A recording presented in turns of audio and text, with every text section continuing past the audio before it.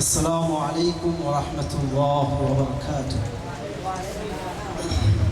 আজকের এই মজলিসের মহামান্য সভাপতি, প্রধান অতিথি, আমন্ত্রিত ওলামায়ে কেরাম, মুআজ্জাজ হাজিরিন, সকলকে অন্তরের অন্তঃস্থল থেকে শুকরিয়া আদায় করছি।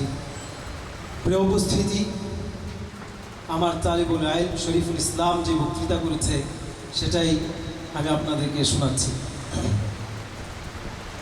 প্রিয় উপস্থিতি, মহান আল্লাহ পাক রব্বুল আলামিন এক অদ্বিতীয় অনুপম সত্তা।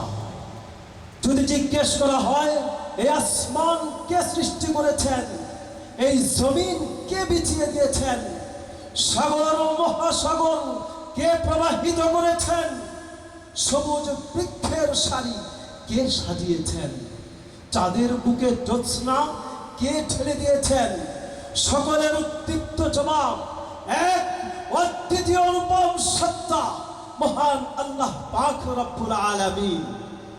যদি জিজ্ঞেস করা হয় সর্বশক্তিমান স্রষ্টাকে, নাস্তিক বলবে পৃথিবীতে স্রষ্টা বলতে কিছু নেই। কোরআনকে জিজ্ঞেস করুন, কোরআন কি বলে? আল্লাহ ওয়া হুয়াল আজিজুল হাকীম, তিনি শক্তিধর মহাপ্রজ্ঞাময়। এই পৃথিবীর স্রষ্টাকে কোরআন আপনাকে জবাব দিয়ে দিবে, লাহু মুলকুস সামাওয়াতি ওয়াল আরদ, নভমণ্ডল ও ভূমণ্ডলের রাজত্ব তারই। আলিমুল গায়বি ওয়াস শাহাদা, দৃশ্য অদৃশ্য সবকিছু সম্পর্কে তিনি জানেন। ওয়াল্লাহুল খালিক, তিনি স্রষ্টা।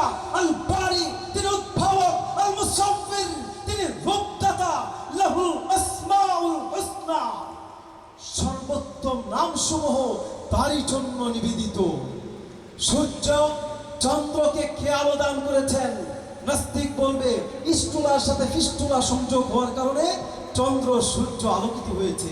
কোরআন বলবে ওয়াল্লাযী জাআলা শামসা দিয়াআন ওয়াল কমারা নূরা, সূর্যকে তেজস্কর আর চন্দ্রকে জ্যোতির্ময় তিনিই করেছেন।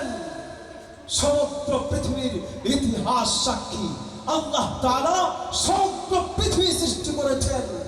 আজ ভি হো जो इब्राहिम का ईमान पैदा आप कर सकती है अंदाज़े गुलिस्तां पैदा থাকে যদি আজ তোমাদের মাঝে